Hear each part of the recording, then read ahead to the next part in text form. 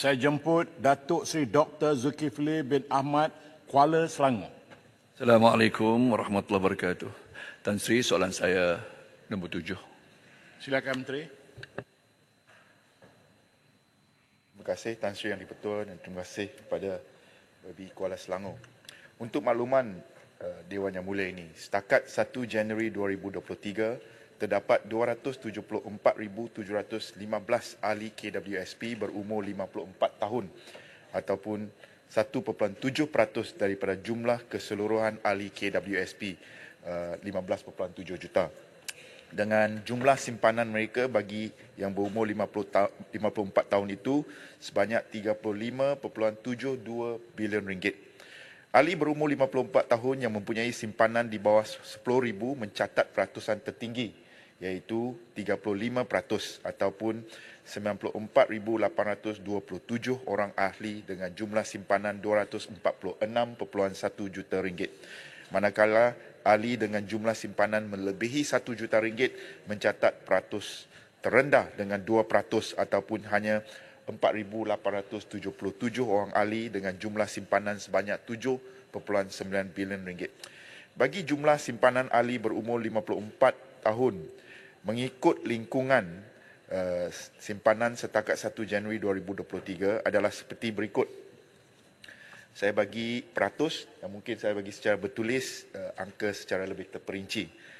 Di bawah 10,000 ada 35%. 10,000 RM1 sehingga RM20,000 simpanannya 8%. 20,000 RM1 sehingga RM50 13%. RM50,000 kepada RM100,000 ada 12%. RM100,000 kepada RM200,000 ada 13%.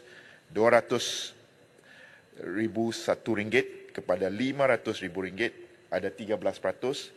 RM500,000 dan RM1 kepada RM1 juta ada 4% dan yang melebihi RM1 juta seperti yang saya nyatakan tadi ada 2%. Sekian, terima kasih. Saya jemput Kuala Selangor. Terima kasih Tan Sri Senator, Tan Sri Yang di-Pertua. Terima kasih Timbalan Menteri. Jawapan tadi pastinya telah pun mendedahkan apa yang menjadi rahsia umum, ya. Dan memandang kepada perkara ini, sudah kita pun sedia maklum 81% ya ahli pencarum KWSP berumur 55 tahun ke bawah tidak mencukupi bagi simpanan tua mereka yang diperlukan dalam paras 240,000 ya. Dan kita sedia maklum masalah ini tidak ada penyelesaian segera, no quick fix dengan izin. Dan kita juga tahu unjuran ke depan bahawa hanya 16.5% ya, pekerja workforce negara kita ini membayar cukai pendapatan dengan maksud sekaligus ya masalah besarnya adalah masalah struktural, rejim gaji yang rendah ya. Saya ingin tahu, soalan saya ringkasnya untuk jangka pertengahan dan jangka panjang, apakah langkah-langkah kerajaan Madani khasnya Menteri Kewangan dan Ekonomi ya untuk kita atasi masalah ini kerana ia merupakan satu yang serius dari sudut masa depan warga tua kita dan bahkan juga akan menyangkit kepada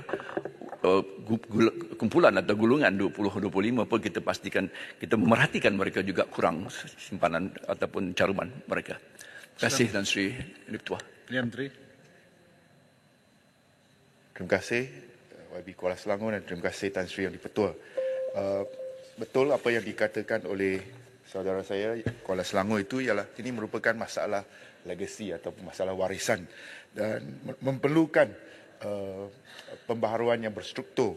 So antara langkah-langkah KWSP untuk menggalakkan ataupun menambahkan simpanan kepada rakyat Malaysia secara amnya ialah satu, KWSP telah menyediakan pelbagai saluran untuk memudahkan ahli mencarum ke KWSP dan bagi ahli yang bekerja dan mempunyai majikan, mereka boleh pilih untuk mencarum lebih kadar caruman berkanun share pekerja iaitu 11% pada bila-bila masa. Dan setakat separuh tahun pertama tahun ini, seramai 186,000 ahli KWSP telah berdaftar untuk membuat caruman melebihi kadar berkanun bagi caruman pekerja. Selain itu, mereka juga boleh mencarum sendiri pada bila-bila masa melalui skim caruman sukarela untuk menambah simpanan mereka tertakluk kepada hak caruman sebanyak 100,000 setahun mulai bulan Jun tahun ini. Dan caruman sukarela ini boleh dibuat bila-bila masa melalui saluran aplikasi mudah alih perbankan internet BSN, counter agent dan counter KWSP. Dan kita lihat separuh tahun pertama ini seramai 535,000 ahli telah membuat caruman sukarela dengan jumlah amaun caruman sebanyak 3.93 bilion ringgit.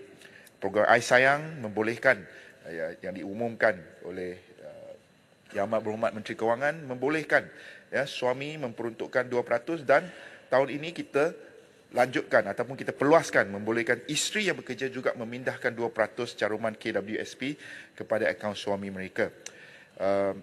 Dalam Belanjawan 2024, KWSP juga telah menambah baik program iSaraan dengan meningkatkan hak caruman daripada RM300 kepada RM500 setahun. Dan dalam program ini, rakyat Malaysia dalam sektor tidak formal termasuk golongan bekerja sendiri, tidak ada pendapatan di bawah 60 tahun, boleh mencarum secara sukarela kepada iSaraan dan berpeluang menerima insentif maksimum seumur hidup sebanyak RM5,000 setiap individu tertakluk kepada hak RM500 untuk setahun. Dan kita faham bahawa keadaan ini seperti yang telah dinyatakan oleh YB Kuala Selangor merupakan satu masalah struktur dalam ekonomi kita. Itulah sebabnya kerajaan telah melancarkan kerangka ekonomi madani dengan strategi-strategi bukan saja untuk menaikkan siling, meningkatkan daya saing industri kita, tetapi juga pada masa yang sama menaikkan lantai supaya kehidupan rakyat termasuk pendapatan rakyat, gaji rakyat boleh meningkat pada masa yang sama. Sekian, terima kasih. Saya jemput Jerlun. Tuan Yang